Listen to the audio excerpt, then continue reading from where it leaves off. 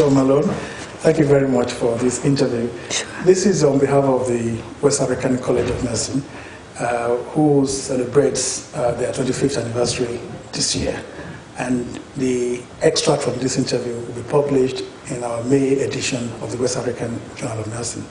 And all of us in the West African coast are very, very pleased with your new appointment, and we'd like to officially congratulate you now as the new coming in Chief Executive Officer of the National League for Nursing. Now, if I may start with the first questions, which is, when you were at school, at what age did you decide you would like to become a nurse? Well, I really wasn't at school when I first decided I wanted to be a nurse. I was probably about 5 or 6 years old, and I was with my great-grandmother who raised me, and she would take me out into the fields and she would say, get that over there and pull that leaf. And she knew about herbs and about how to mix things together, and she'd mix it all together, put it on a baby's head, and hair would grow. And I mean, she was a healer in the community, and I just loved her, and I thought she was wonderful, and she was my first nurse. Right. And so I wanted to be like her. Right from that very early age. Yes. Thank you very much. You're very well known for not only being a top nurse, but also politically. You have been with one of the world's greatest leaders, Bill Clinton. He's serving within his office. The question is, what first got you interested in this type of professional activities in addition to your nursing call? Well, I was working on my doctorate in clinical psychology, and I was being funded by the American Nurses Association fellowship program. It was for black and minority ethnic nurses to get their doctorates. And I was asked to do an internship with Senator Inouye, the senator from Hawaii. Okay. And I accepted it, and I had a wonderful time on Capitol Hill in the U.S. and found that there were so many issues that nursing needed to be involved in at the table, helping to make decisions about policy, and that it was an open door that many of, at least the congressmen in the U.S., and I know now the parliamentarians here, a lot of them don't have enough information about nursing, or about health. Yes. And that nurses can be interpreters, translators, inspirers. We can do things and bring information that no one else has. So I was hooked from that time. So coming from that, people will want to know, not everyone will perhaps seize the opportunity as you did. What kind of signals should people be looking for, or what can they do to be able to exploit such an opportunity when it comes their way? Well, I think it comes from me just loving the Lord, because I think that if you know that God is managing your life and every step that you take, then when these opportunities come, you open the door to them, because you know they're God-given opportunities. And so that's my basic premise in life, is that I open doors of opportunity, believing that God put that opportunity there for me, and I'll take it. Yes. That actually leads to the next question, because since you've arrived on these shows, you have been very much involved in major activities, professionally and politically. What would you say are the major issues or challenges that's facing a leading national and international nurse like yourself? What are the current issues, challenges?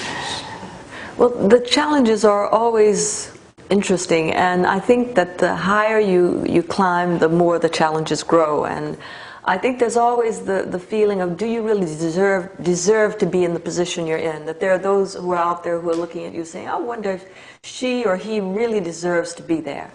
And so you have some people who set up some nice traps for you, as a matter of fact. And so you have to be aware of how you work with people. And my grandmother always told me that some people you feed with a long-handled spoon. Yes. That you don't get too close to them. That you make sure you feed them, because they need to be fed. Yes. But you don't get close enough for them to bite your hand. Okay. And so I've used that a lot. And so a challenge to me is about understanding how to relate to people who sometimes don't want you in the role that you're in. Now, General Secretary, I must ask you about that, because that's very interesting point. Can you help us to begin to understand how does one do what you just said, relating to people who really may not want actually for you to succeed?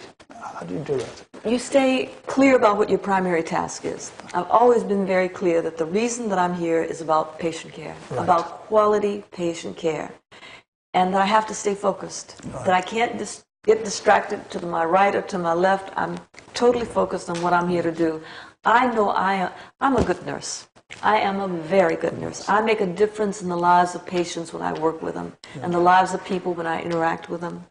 And so I know that there's plenty of justification for me to be doing what I'm doing, and I don't get distracted. Yes. And I guess I have a general feeling that no one can really take anything from me, Right. that what is mine is Yes. mine, God-given, and no one can take it. So how should I be upset with people who feel they can take something from me or who want to take something from me? They really can't. And my job is to stay professional, to stay to stay joyful, Yes. to be pleasant and happy, and yet to understand that sometimes I'm dealing with snakes. Yes. That, again, has led to another question I had for later, but I will want to bring it forward now. When you came here, you became the first black nurse ever in the history of this very important organization, the Royal College of Nursing, to become the General Secretary. And there was a lot of very hostile reaction to your coming here. What you just said now about how you try to help those perhaps who are setting out to hurt you and do things like that. The questions really that we want to hear is, at that time, the criticism you were having, even those of us who are not on the receiving end, we felt personally attacked. How do you yourself, deal with these savage criticisms? And I know I recognize that you refer to your spiritual being and the Yes. God and so on. But actually, at that time, if you can recall, and without being really, truly re-stimulated, what do you ask yourself, why am I doing this job, for example? Not at all. I always knew that how can you be unhappy about being the General Secretary, the Chief Executive Officer of the largest professional nursing union in the world? Amen. How can I be unhappy? So some people didn't want me here. I mean, that is not new. That is not new to me. Being an African American living in the U.S., there were always people who didn't want me in places. But I think too, what I know about leading Yes. is that if you're a leader, you're either going into a storm or you're coming out of a storm, and you have to understand that. So it's very important to know how to breathe in between storms. It's very important to know how to find the center of the storm and be at peace with yourself in the center of the storm and keep your eye on your primary task of what you're doing. And I think, and also use your support systems, your family, your church, whatever support systems you have. Of course, your God, my God. Yes. But use everything you've got, but stay focused. Stay focused. People cannot destroy you. You can only destroy yourself. Right. Which brings me to another interesting question. Recently, the Secretary of State made statements about the fact that we are training too many nurses. Now, what I'd like you to do, please, I'd like you to comment on this in relation to you talking as an incoming Chief Executive Officer of the National League for Nursing, which I know is very much about education in the US. Yes, so to comment as if you are now in that job and you hear such a comment from here, because nursing is an international profession. So how do you respond to such a statement? It's clear the U.S. is going to need another 2 million nurses in the next 20 years and then 1 million nurses in the next decade. And the U.S. will be fishing from the international pool and marketplace. Yes. And the UK will be fishing from the same international pool and marketplace. We know that 25% of us are 50 and older and looking to retire in the next 10 years in the UK. Yes. So it's just not a true statement. We did not educate too many nurses. There were deficits and there were responses to how to manage financial issues that started to cut nursing positions and nursing posts. But it's not about too many nurses. The move to the community is going to kick up the demand for more nurses. And what the U.S. has really learned is that nursing is a great investment economically.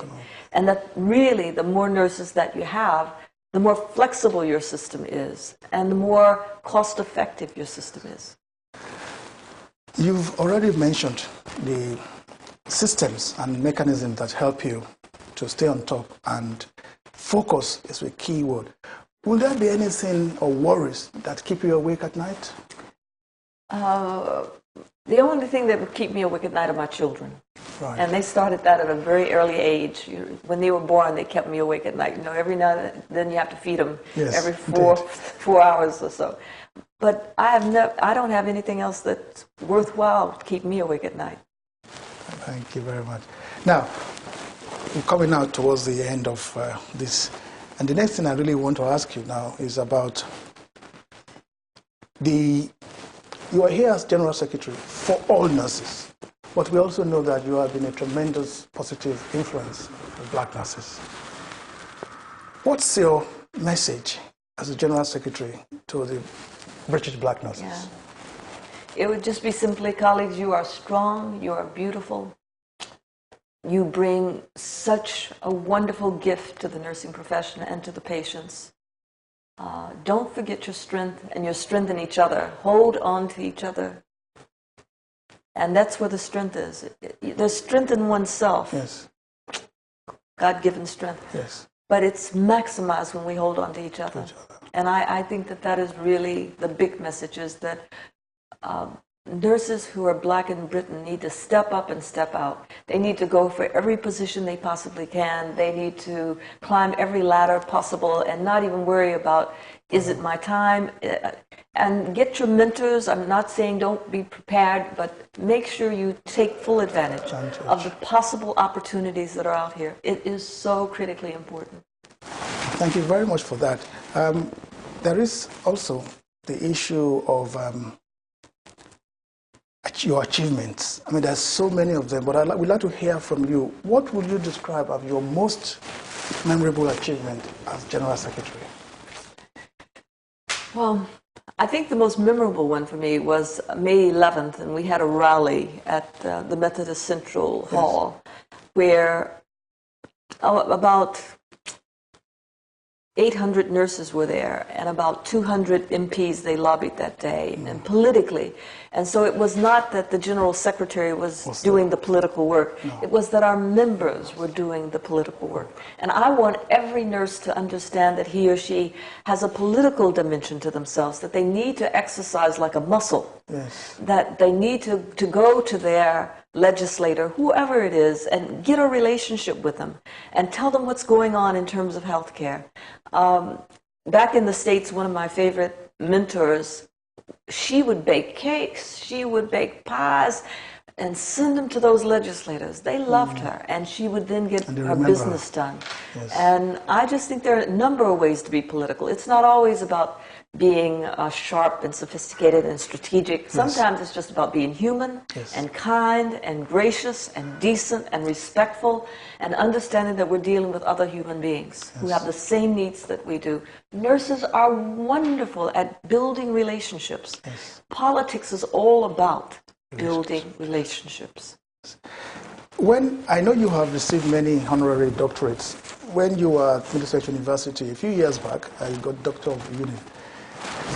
Including myself, we were expecting a long speech, but you delivered a very sharp and focused speech. I wonder if you can say it again. You went something like, "I never thought I would, but I did." What is it, please? Let's see. Yes.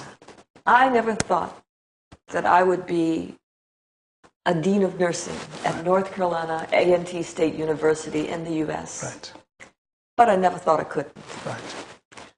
I never thought that I could be the president of the American Nurses Association. but I never thought I couldn't. I never thought that I could be the Deputy Assistant Secretary for Health for the Clinton administration, but I never thought I couldn't. And I never thought that I could be the General Secretary of the Royal College of Nursing. But colleagues, I never thought I couldn't. Take could not out of your vocabulary. It is not helpful in any way. Thank you very much for that. Now, West African College of Nursing. The achievement of nurses in that part of the world is not comparable to what is here. What message do you have for us as now we celebrate our 25th anniversary of founding the college, which is throughout the whole of West Africa? Well, I congratulate you on the 25 years. I think that is wonderful. It's nothing to, it's no small step. It's a major accomplishment. And I would say, hold on to each other. Don't let your personal issues divide you and separate you in ways that would cause confusion. Stay focused. Yes. If you love the Lord, keep loving the Lord. And if whatever it takes for you to know what a wonderful thing it is to be a nurse, and that you're doing a wonderful service to mankind by developing, educating more nurses. There's just no doubt in my mind. So just stay focused, keep doing what you're doing, and celebrate. Stop and celebrate. Stop. I'm sure that's what you're going to do at this particular event. Yes, but celebrations are very important. Yes. Even Jesus Christ on the cross had a brief moment when he had got to, the burden could be removed from him. What would you say, General Secretary, was your weakest moment as Austrian General Secretary? I think when I first came in the door and they were throwing all these things at me, and people were deciding to leave the organization because I had arrived. Yes. I was on the front page of the newspaper, and it just that was fine. But then they started to talk about my mother, and that was just very, very sensitive for me, and so I was that hit a spot that was just so serious and so sensitive. But my mother helped me deal with it, because her response to it was that she cut out all the articles and sent them home to all our family, because she had never been in the newspaper before. Oh, she's celebrating. So she was celebrating, and she was wondering why I was so upset about it. So, even my weakest moment, yes, there was this escape clause that said, oh, come on, get out of that, let that go. That's very good. That's another lesson for us there, because the Chinese have this saying that you can always turn a crisis into an opportunity. And that's what your mother did. That's brilliant.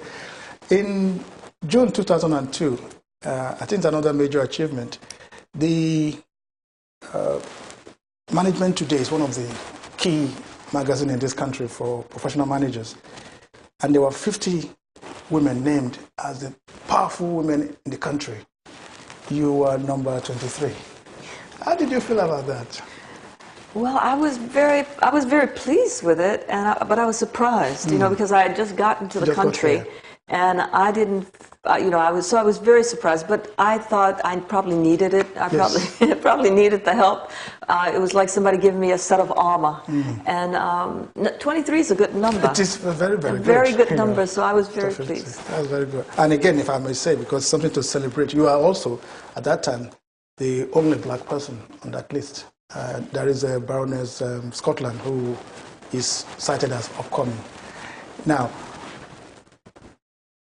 what would you say is your favorite film, if you were to go to films? I know you are very busy. Favorite film? Yes. I like a lot of them. I really don't have any favorites. No particular film. But I am a film addict. I go all the time, but nothing comes to mind that's my favorite. So you are open? I'm very open about it. Yeah. And do you have a pet? Do you have a pet, an animal pet, or things like I used to when I had my children. I think I'd probably starve a pet. I could start early in the morning and I go late at night. But I used to have dogs because my children, and they always love pets, and so and I grew up on a farm basically, and I always had my pets. I always had my dogs and my cats, and we had a little bit of everything on the farm. So you're used to. But some things too. the kind of lifestyle that I lead right now, with traveling a lot and going to a lot of different places, it's not possible. I wouldn't be a good caretaker of an animal.